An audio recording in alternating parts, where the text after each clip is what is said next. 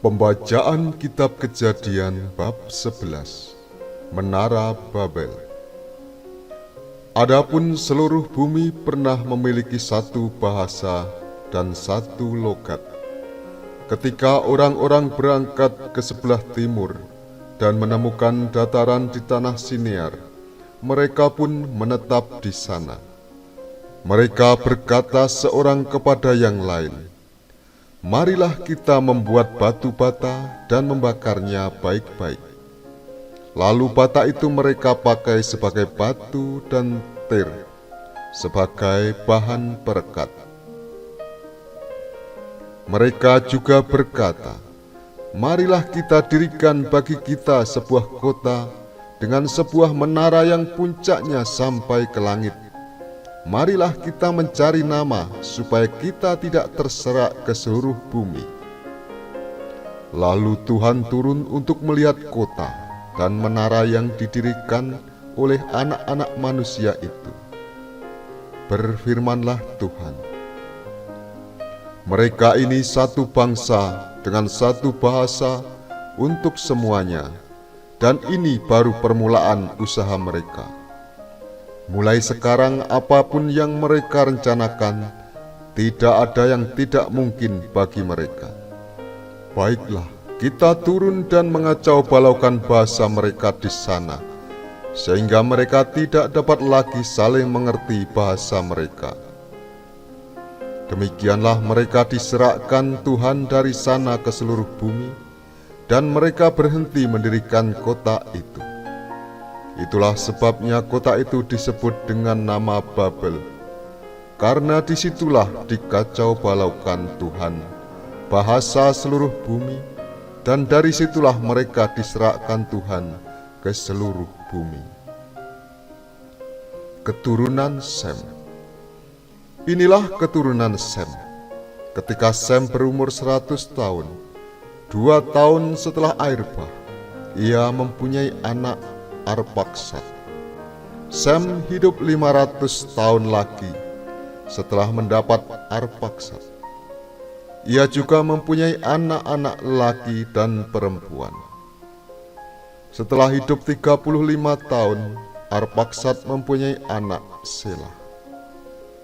Arpaksad hidup 403 tahun lagi setelah mendapat Selah. Ia juga mempunyai anak-anak lelaki dan perempuan. Setelah hidup 30 tahun, Selah mempunyai anak Eber.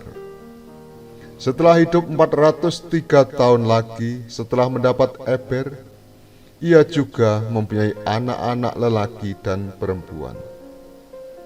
Setelah hidup 34 tahun, Eber mempunyai anak Pelek. Eber hidup 430 tahun lagi setelah mendapat Pelek.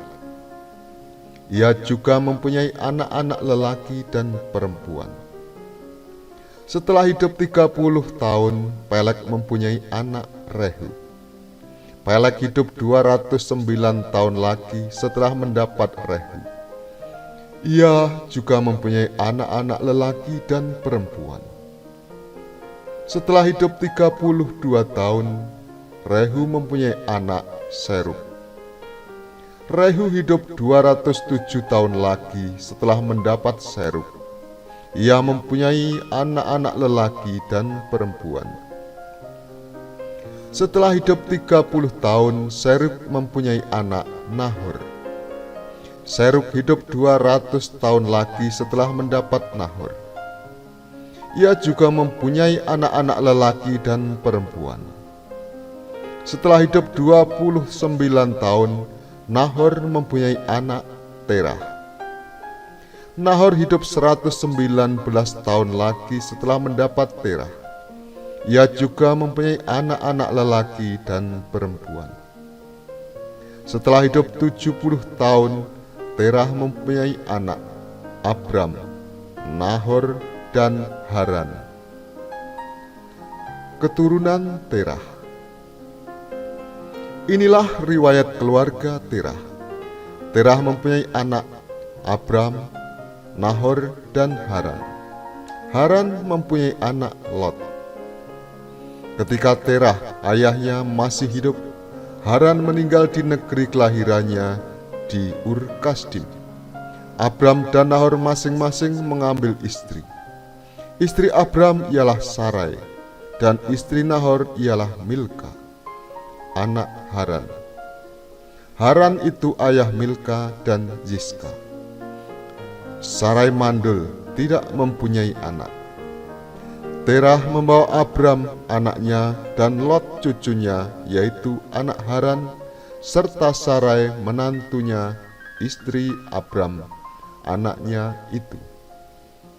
Ia berangkat bersama mereka dari Ur Kasdim untuk pergi ke tanah Kanaan.